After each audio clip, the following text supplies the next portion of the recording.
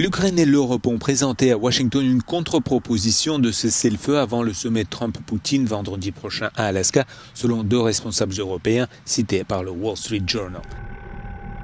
La proposition réaffirme que l'Ukraine et l'Europe devraient être impliquées dans toute négociation avec la Russie quand cessez-le-feu soit mis en œuvre avant que d'autres mesures ne soient prises et que l'éventuel échange de territoire se fasse uniquement sur une base réciproque et que si Kiev accepte des concessions territoriales, l'Ukraine bénéficiera de garanties de sécurité strictes, y compris une éventuelle adhésion à l'OTAN.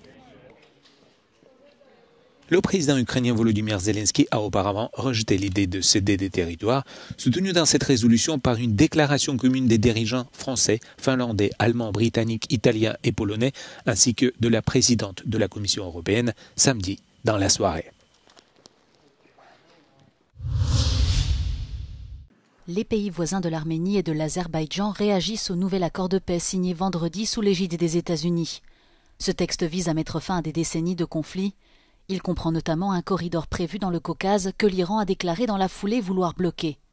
Téhéran a fait part de ses inquiétudes quant aux conséquences négatives potentielles de toute intervention étrangère à proximité de ses frontières. Les Arméniens oscillent entre espoir et méfiance.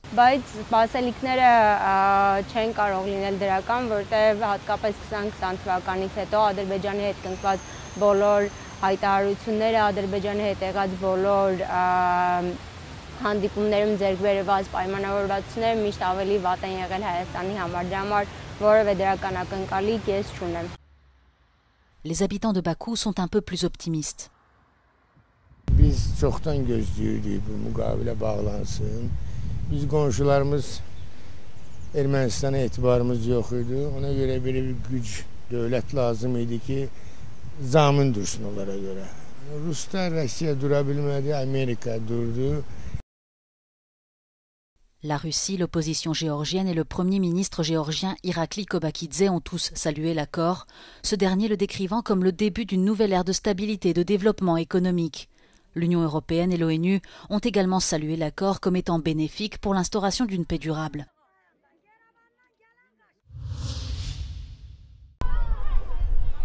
Les ministres des Affaires étrangères de l'Allemagne, de l'Italie, du Royaume-Uni, de l'Australie et de la Nouvelle-Zélande ont publié une déclaration commune condamnant les plans d'Israël visant à intensifier la guerre en cours à Gaza et à prendre le contrôle de la ville de Gaza. Le Quai d'Orsay ainsi que de nombreux dirigeants mondiaux ont déjà critiqué cette décision après son annonce vendredi.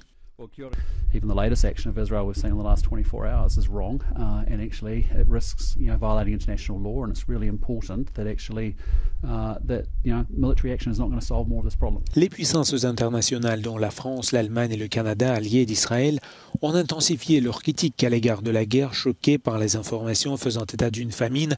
La France et plusieurs pays ont coordonné des largages d'aide sur Gaza, alors que le blocus et l'offensive d'Israël empêchent des livraisons sûres, poussant le territoire vers la famine. L'ONU et les groupes d'aide qualifient ces largages de coûteux et dangereux pour les habitants et affirment qu'ils apportent beaucoup moins d'aide que les camions. Le Conseil de sécurité des Nations Unies a annoncé qu'une réunion d'urgence sur les plans d'Israël devrait avoir lieu dimanche. Les pompiers luttaient samedi contre les incendies de forêt dans le sud de l'Europe alors qu'une chaleur extrême s'abat sur la région avec des températures records. En France, plus d'1 millier de pompiers étaient toujours déployés samedi dans le sud de la région de l'Aude afin d'éviter que le plus grand incendie de forêt que le pays ait connu depuis des décennies ne se ravive. Le feu est sous contrôle mais pas éteint et ne sera pas maîtrisé avant dimanche soir, annoncent les pompiers. Les pompiers ont également continué à lutter contre un incendie actif dans la province d'Ávila, dans le centre-ouest de l'Espagne, ainsi qu'en Grèce, à quelques 40 km au sud-est d'Athènes, à Keratea. Un autre incendie qui s'est déclaré vendredi dans l'ouest de la Turquie a été en grande partie maîtrisé selon le ministère de l'Agriculture et des Forêts du pays. Le sud de l'Europe a connu de nombreux incendies de grande ampleur cet été. Les scientifiques avertissent que le changement climatique exacerbe la fréquence et l'intensité de la chaleur et de la sécheresse, rendant la région plus vulnérable aux incendies de forêt.